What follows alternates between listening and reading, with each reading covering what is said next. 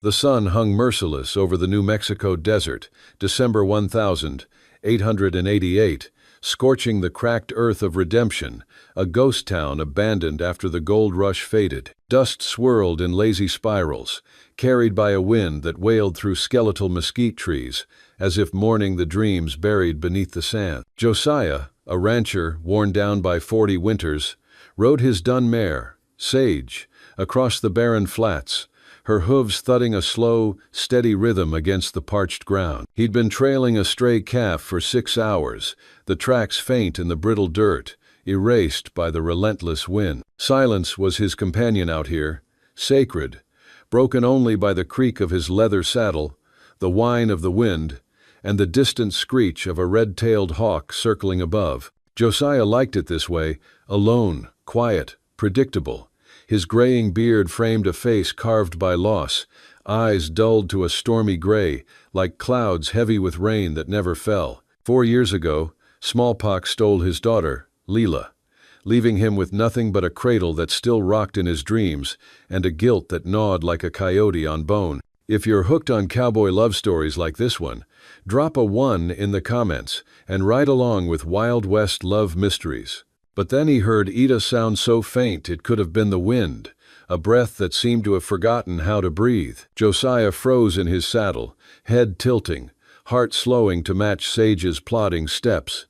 It came again, a whimper, weak and sharp, like a thread about to snap. His calloused hand tightened on the reins, and he dismounted, tying Sage to a gnarled juniper. Rifle slung over his shoulder, he moved through the scrub, boots crunching on brittle earth, until he reached a clearing ringed by ancient cottonwoods. There, beneath the oldest tree, its branches twisted like a preacher's pleading hands, he saw her. Serafina, a Cherokee girl no older than 18, hung by her wrists from a rotting wooden door propped against the tree. Her arms stretched above her, bound with coarse mesquite fiber rope that bit into her skin, leaving raw red burns. Her body sagged like a broken doll, feet barely grazing the dirt. Her sun-darkened skin was dusted with grime, her long black hair matted with sweat and dried blood.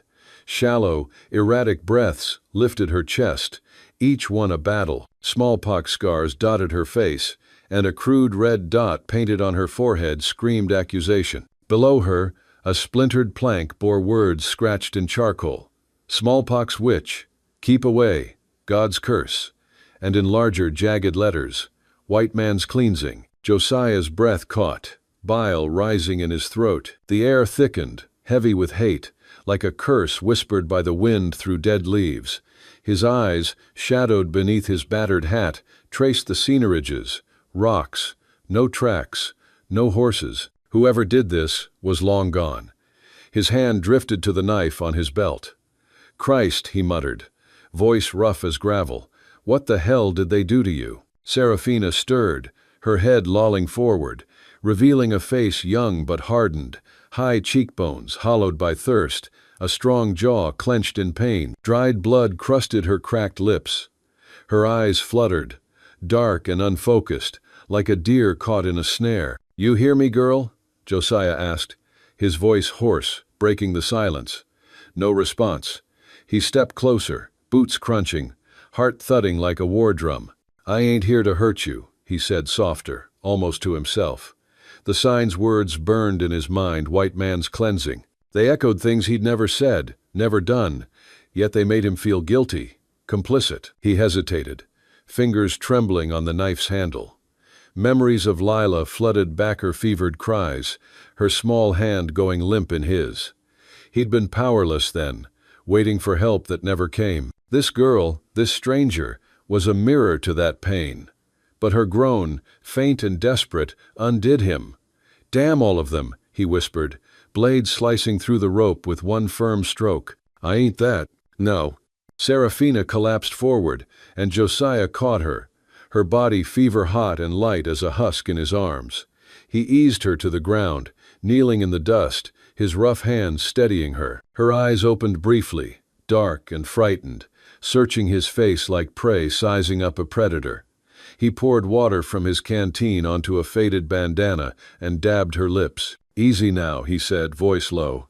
You're safe. Her chest heaved, each breath a fight, but she didn't speak, only stared, her gaze sharp despite the fever. Josiah's heart clenched at a strange ache, pity mixed with something deeper, like a stone cracking under years of weight. In that moment, Serafina's mind churned with fragments of the Trail of Tea, 2,200 rupees miles of frostbitten feet, rain-soaked misery, and smallpox-ridden blankets handed out by men like Sheriff Thorne, who'd traded Cherokee land for gold. Her family mother, father, 2 brothers fell one by one, their bodies left unburied in the Georgia mud.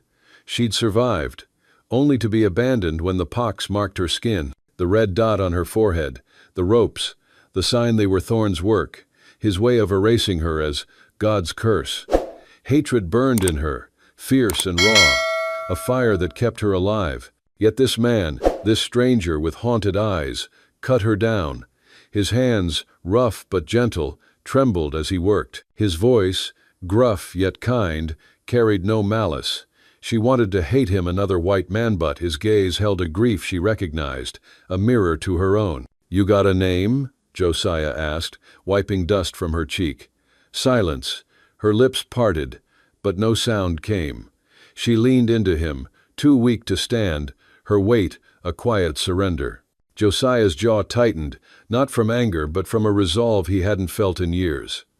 "Don't matter," he said, lifting her onto Sage's saddle. "You're coming with me." He draped his coat over her, its wool heavy with the scent of leather and sweat, and led the mare toward his ranch, 5 miles west, where a sagging cabin waited by a dry creek bed. The wind howled behind them, but for the first time in years, Josiah didn't feel alone. Serafina, though silent, felt a flicker of something new, not trust, not yet, but a crack in her hatred, like dawn breaking through a storm. He glanced back at her, her head slumped against Sage's neck, and saw Lila in her place, the same dark hair, same fragility.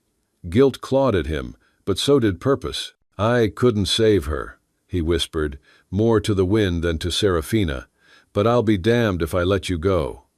Her eyes, half open, met his for a moment, and in that silence, something shifted, a fragile thread of understanding, tying their broken pasts together. The cabin squatted by a dry creek bed, its sagging boards weathered by the relentless New Mexico sun, 5 miles west of Redemption's crumbling ghost town, where the wind carried the sharp tang of sagebrush and the ghosts of broken dream. Josiah guided Sage through the creaking gate. Serafina slumped against the mare's neck, her fevered body swathed in his heavy wool coat, her dark hair spilling like spilled ink across the saddle. The sun had sunk, painting the sky a bruised purple, and the December 1888 air bit at Josiah's knuckles as he lifted her down, her frame light as a whispered prayer, her smallpox-scarred skin slick with sweat under the dim glow of a lantern. Inside, the cabin was a testament to his solitude. Lila's cradle in the corner, its wood polished by his restless fingers, a lone chair by the hearth, a blackened tin coffee pot perched on a shelf. The floorboards groaned under his boots, each step echoing the silence that had cloaked him since Lila's fevered cries faded 4 winters ago. His eyes, gray as a storm's edge, flickered with a strange achepity, guilt, and something softer, like a seed stirring in barren soil. Josiah eased Serafina onto a patched wool cot by the fireplace,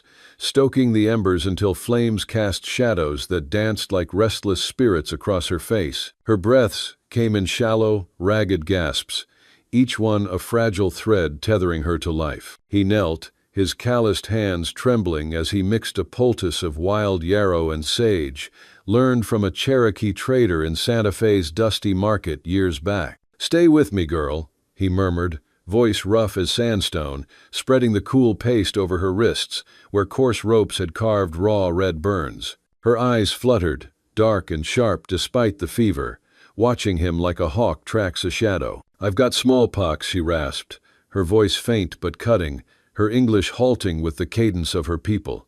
"Ain't you scared?" Her gaze, piercing through the haze of pain, held both defiance and fear, like a deer poised to bolt. Josiah paused, his hand stilling on the cloth, water dripping onto the floor like tears. "It's all right," he said, voice steady as the desert's heartbeat. I'll be careful." His eyes met hers, unflinching, and in that moment, he saw not just a survivor but a girl who'd clawed her way through hell. Her silence was heavy, laden with the weight of the Trail of Tears too, 200 miles of frost-bitten feet, starvation, and smallpox blankets handed out by men like Sheriff Thorne, who'd traded Cherokee lives for gold. Hatred burned in her, a fire stoked by betrayal. Yet this man's gentle hands, rough with calluses, moved with a care that contradicted his weathered frame, his broad shoulders hunched as if bearing an invisible load. "You don't gotta talk," Josiah said, dipping a cloth in a chipped basin, his voice low, like the wind whispering through mesquite. "Just rest." He dabbed her forehead, avoiding the red dot that screamed accusation, white man's cleansing. It stirred memories of Lila, her small body burning under his helpless hands, the preacher's hollow prayers. He pushed the thought down, focusing on Serafina's fevered skin, her high cheekbones sharp against sunken cheeks, her lips cracked like the creek bed outside. She flinched at his touch, her body tensing like a coiled spring, but she didn't pull away. Her gaze softened, like ice cracking on a spring-thawed stream, a flicker of trust breaking through her guarded heart. Days melted into nights, the cabin a cocoon of quiet routine. Josiah rose at dawn, splitting mesquite logs with an axe, each swing matching his steady pulse. Serafina, her fever breaking after 3 days, moved slowly, her steps unsteady, her smallpox scars fading to faint shadows. She swept the floor with a worn broom, her hands precise despite their tremble, and fed the chickens, her movements graceful, like a deer gliding through brush. Josiah watched from the porch, his pipe unlit, the tobacco's earthy scent mingling with the morning chill. "You're stronger than you look," he said one morning, leaning against the rail, his southwest drawl warm, like a campfire's glow. Serafina paused, gripping the broom, her dark eyes narrowing. "Strength don't mean much when they take everything," she said, her voice low, each word a stone dropped into still water. Josiah's jaw tightened, not from anger, but from the weight of her truth. He set the pipe down, fingers brushing Lila's locket beneath his shirt. "Lost my girl to the pox," he said, words spilling out, raw and jagged, like a wound torn open. 4 years back, couldn't do a damn thing. Watched her burn, and all I had was prayers that didn't mean nothing." His voice cracked, eyes fixed on the dry creek bed, its cracked earth a mirror to his grief. Serafina's broom stilled, her shoulders stiffening, but her gaze softened, like dawn piercing a storm. She stepped closer, her bare feet silent on the porch, and placed a hand on the rail, inches from his. "My family," she said, her English halting but fierce, "died on the trail. Thorne gave us blankets. Said they'd keep us warm. They brought death." Her voice trembled, not with fear but with a hatred so deep it seemed to carve her from within. Josiah's breath caught, his heart pounding like a war drum. He'd heard whispers in Redemption's saloon, Thorne's schemes, trading Cherokee land for gold, his lies cloaked in a lawman's badge. "That bastard," he muttered, fists clenching, knuckles white as bone. "He's got blood on his hands."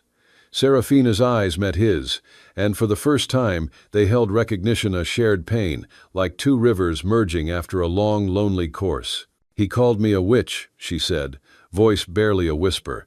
"Left me to die so no one would know." Her fingers traced the scars on her wrist, a map of suffering, and Josiah saw Lila in her defiant, fragile, yet unbroken. "I ain't him," Josiah said, eyes locking with hers. "And you ain't alone no more." Serafina didn't reply, but her hand lingered on the rail, close enough to feel his warmth. She turned, sweeping again, her movements softer, less guarded, like a bird testing its wings after a storm. That night, she sat by the fire, her silhouette sharp against the flames, mending a tear in Josiah's coat, her stitches precise, a quiet offering. Josiah watched, his heart stirring with respect, like a seed taking root in cracked earth. He carved a wooden bird from mesquite, leaving it on her cot. When she woke, her fingers traced its wings, and a faint smile like a crack of light through a boarded window crossed her face. Her hatred, once a wildfire, began to smolder, tempered by his care. Josiah, haunted by his failure, found purpose in her survival, each act of kindness a step toward redemption. Their silence softened, warm like the hearth's glow, weaving a fragile trust, like wildflowers pushing through the desert's scars. The New Mexico dawn broke over the horizon, jagged and red, like a wound torn open, casting long shadows across the dry creek bed where Josiah's cabin stood, a weathered sentinel against the vast, unforgiving desert. 5 miles from Redemption's skeletal remains, the air hung heavy with the scent of dust and mesquite, the wind whispering secrets through the cottonwoods, their leaves rustling like the ghosts of forgotten promises. Josiah stood on the porch, his broad frame silhouetted against the rising sun, his gray eyes scanning the distant ridges, where buzzards circled like omens. His hands,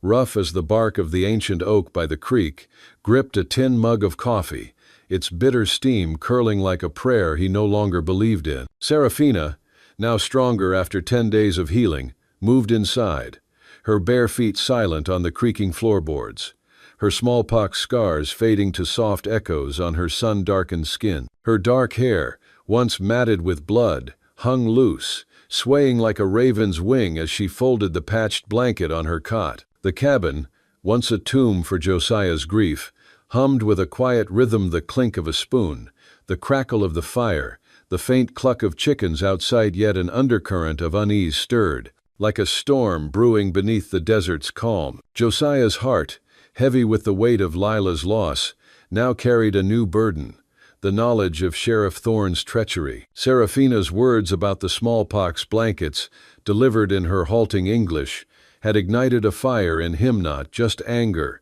but a fierce resolve, like a blade honed sharp after years of rust. He'd heard rumors in Redemption's saloon, tales of Thorne's greed, how he'd swindled Cherokee land for gold in '38, leaving bodies in his wake. Now, word had reached the town that Serafina lived, a living testament to his crimes, and Josiah knew Thorne wouldn't let that stand. His jaw clenched, knuckles white as bone, as he pictured the sheriff's pockmarked face, his cold eyes glinting like a rattler's. Serafina, too, felt the storm coming, her dark eyes sharp as she glanced out the window, her hands pausing over a basket of dried corn, her body taut like a bowstring drawn tight. Her hatred for Thorne, once a wildfire that consumed her, had softened in Josiah's care, but it smoldered still, a coal ready to flare at the slightest spark. "You feel it, don't you?" Josiah asked, his voice low, carrying the slow drawl of the Southwest,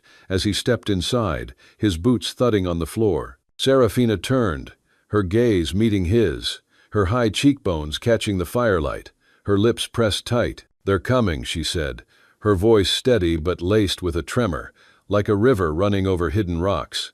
"Thorne won't let me breathe." Josiah nodded, setting the mug down with a clink, his broad shoulders squaring like a man bracing for a fight. "He'll have to go through me first," he said, his words heavy, like stones dropped into a still pond. Serafina's eyes flickered, not with fear but with something new, trust, fragile as a desert bloom, taking root in her heart. She stepped closer, her fingers brushing the wooden bird he'd carved, its wings smooth under her touch, a silent vow between them. By midday, the horizon darkened, not with clouds but with dust kicked up by Hoover-6 riders, led by Thorne, their silhouettes sharp against the blazing sun. The sheriff, a hulking figure in a black duster, his badge glinting like a false promise, reined his horse at the edge of the ranch, his men fanning out like wolves circling prey.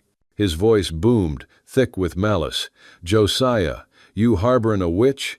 That smallpox girl's a curse, a fugitive. Hand her over." Josiah stood on the porch, his rifle resting easy in his hands, his face carved like the desert itself, hard, unyielding.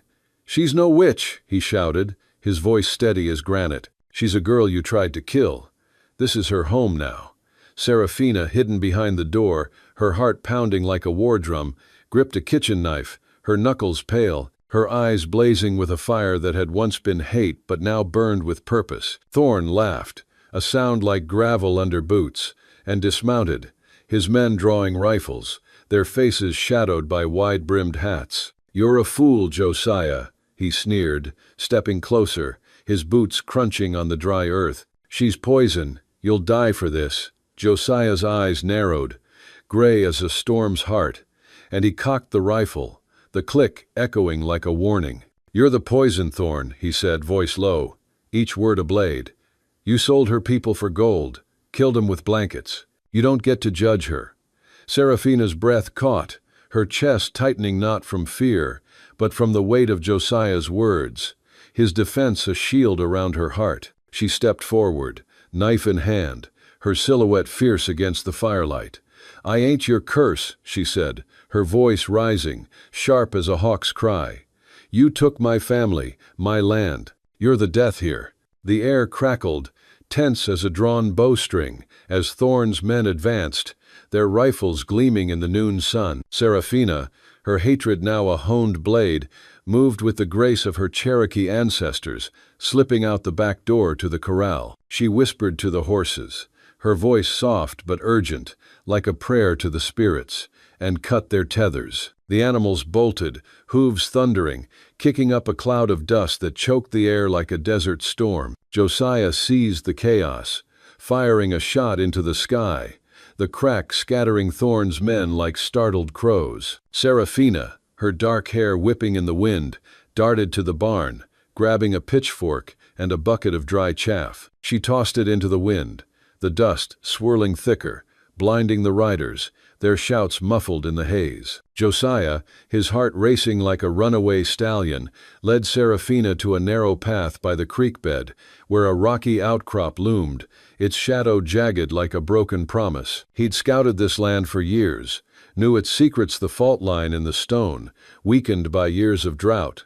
"Push here," he whispered, his voice urgent, his hand guiding hers to a loose boulder. Together, they heaved, muscles straining, sweat beading on their brows, until the rock gave way, tumbling down with a roar, triggering a cascade of stones that blocked the path. Thorne's men shouted, their horses rearing, but the sheriff, his face twisted with rage, charged forward, rifle raised. Serafina, her eyes wild as a desert fire, grabbed a fallen branch, swinging it with the strength of her ancestors, catching Thorne's arm. He stumbled, and in that moment, a panicked horse, spooked by the dust, reared and struck him, sending him sprawling into the dry creek bed, where a jagged rock met his skull with a sickening crack. The dust settled, the riders fleeing into the dusk, their torches fading like dying stars. Josiah and Serafina stood, breathless, their hands bloodied but steady, their eyes meeting in the fading light. Her hatred,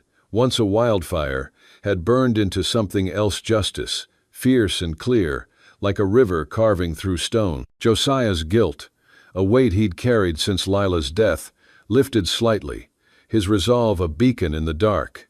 "You did it," he said, voice soft, like the wind after a storm. Serafina nodded, her face softening, a faint smile breaking through, like dawn on a scarred land. "We did it," she whispered, her hand brushing his, a fragile bond forged in fire, ready to bloom like wildflowers in a desert spring. "It's nothin'," he said, his southwest drawl warm, like a campfire's crackle. "You're hurt worse." He nodded at her bruised hands, knuckles raw as storm-scoured earth. She shook her head, a faint smile breaking through, like dawn cracking a dark sky. "We're alive," she said, her voice trembling with quiet strength. "And that's more than Thorne wanted." Josiah's jaw tightened, gray eyes softening, like clouds parting for blue. He pressed a damp cloth to her hand, fingers steady despite his ache. "Let me," he said, voice a whisper, like wind through cottonwoods.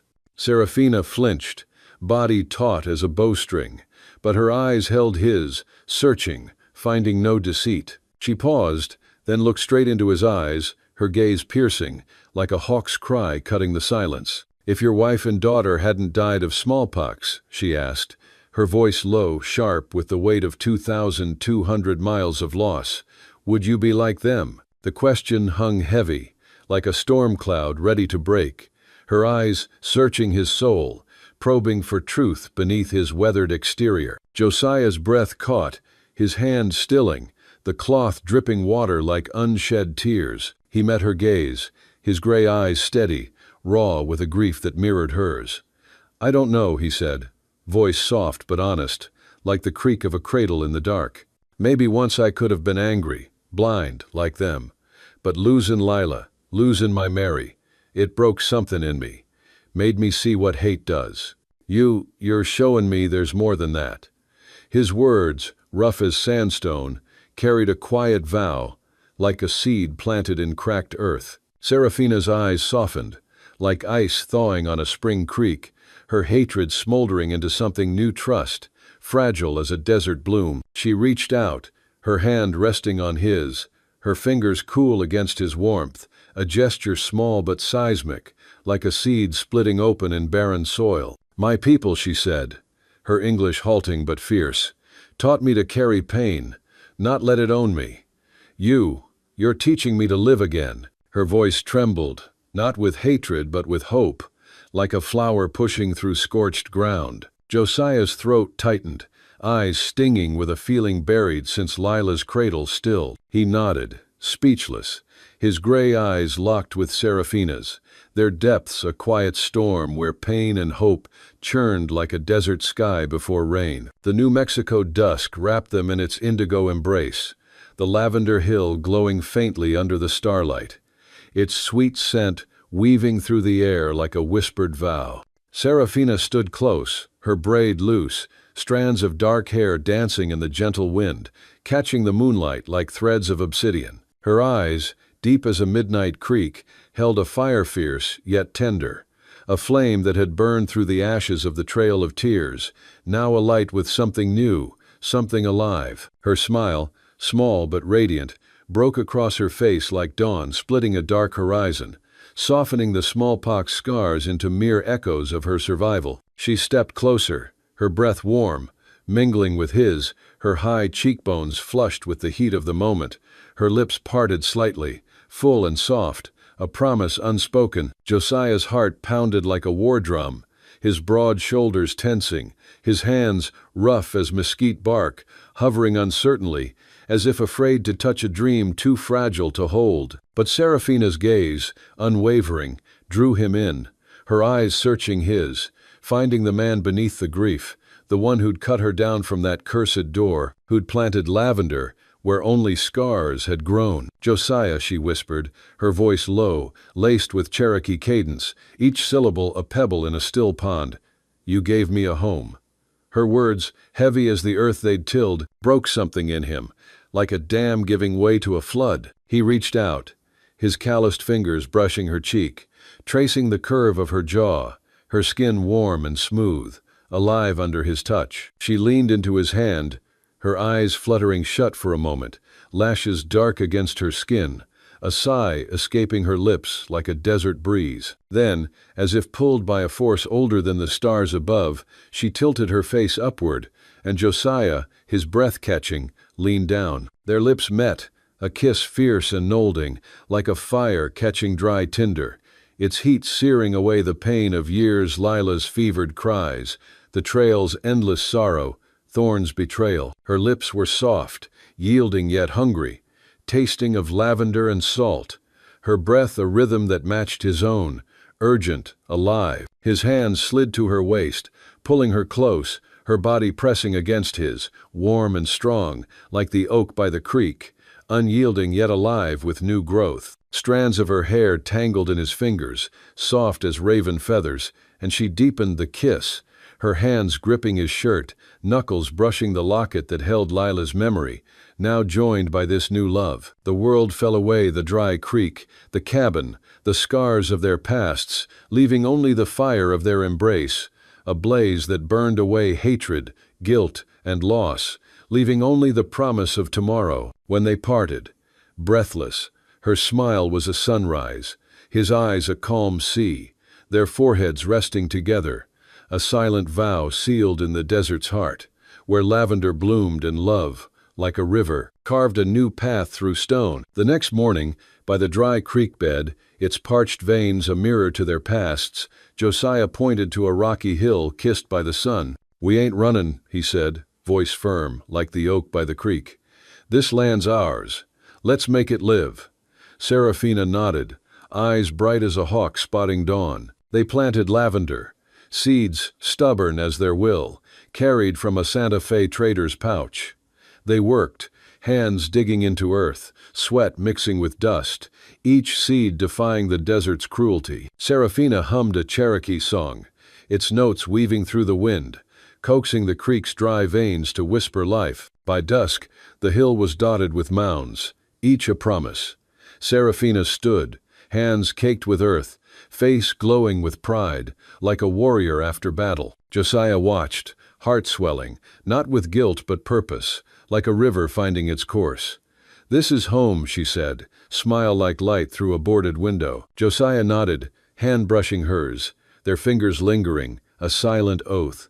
"For both of us," he said, drawl soft, like wind after a storm. The lavender would bloom, a purple sea to drown past scars, a testament to their trust, their unspoken love, like wildflowers reclaiming a broken land. The New Mexico dawn unfurled over the ranch, a soft blush of gold spilling across the lavender-covered hill, its purple bloom swaying like a sea of whispered promises 5 miles west of Redemption's crumbling bones, where the dry creek bed now trickled with life, its waters murmuring secrets of renewal. The air carried the sweet, healing scent of lavender, mingling with the sharp tang of mesquite and the faint musk of earth after rain, a rare gift in this desert scarred by sorrow. Josiah stood by the corral, his broad frame softened by the morning light, his gray eyes, once stormy, now calm as a still pond, tracing the hill where he and Serafina had planted their defiance. His hands,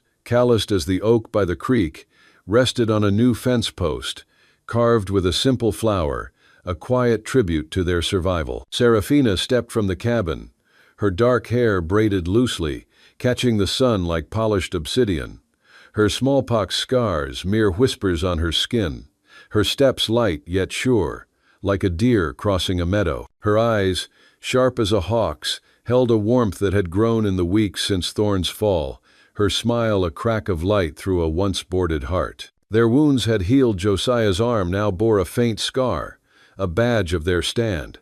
Serafina's hands, once bruised, moved with grace, weaving baskets from willow reeds, her fingers nimble as a weaver's shuttle. The cabin, once a tomb for Josiah's grief, hummed with life-laughter of newcomers, the clatter of tin plates, the soft lowing of cattle beyond the fence. Their bond, forged in battle, had deepened, not in grand gestures but in quiet moments, shared glances over morning coffee, her hand brushing his as they worked the fields, their silence a warm hearth where trust bloomed like lavender in barren soil. Josiah's heart, once heavy with Lila's loss, now carried a new rhythm, a song of purpose, sung in Serafina's presence. Her hatred, once a wildfire fed by the trail of tea, 2,200 rupees, miles of blood and betrayal had softened into a steady ember, not of vengeance, but of resilience, like a river carving a new path through stone. One morning, as the sun climbed, Serafina knelt by the lavender, her hands cradling a small, perfect bloom, its scent rising like a prayer. Josiah watched, his boots planted in the earth, his face lined with years but softened by a smile, faint yet real, like dawn breaking over a scarred land. "You've made this place live," he said, his southwest drawl warm, like the crackle of a campfire. "Never thought I'd see beauty here again." Serafina stood, her braids swaying, her eyes gleaming like stars reflected in a creek. "It's not just me," she said, her voice steady, laced with the cadence of her Cherokee tongue, each word a pebble in a still pond. "You gave me a home when I had none. We built this together." Her words hung heavy, like a vow sealed in the desert's heart, and Josiah's throat tightened, his eyes stinging with a warmth he hadn't felt since Lila's laughter filled the cabin. The ranch had become an oasis, drawing wanderers, Cherokee survivors, orphaned settlers, men and women cast out by Redemption's cruel whispers. They came, drawn by the lavender's scent, their faces weary but hopeful, like pilgrims seeking a promised land. Serafina greeted them, her presence steady as the oak, her voice firm yet kind, teaching them to plant, to weave, to heal. Josiah, once a solitary figure, worked beside them, his hands guiding posts into the earth, his laughter a sound he'd forgotten ringing like a bell across the fields. One evening, under a sky blazing with stars, a young Cherokee woman, her eyes hollow from the trail, offered Serafina a beaded bracelet, its colors vibrant as the hills bloom. "You've given us a place to belong," she said, voice trembling, like a stream finding its course. Serafina's smile, bright as moonlight, answered, "This is your home too." Months later, a new life stirred a child, born under the lavender's watchful gaze. They named her Immerse, meaning child of the moon.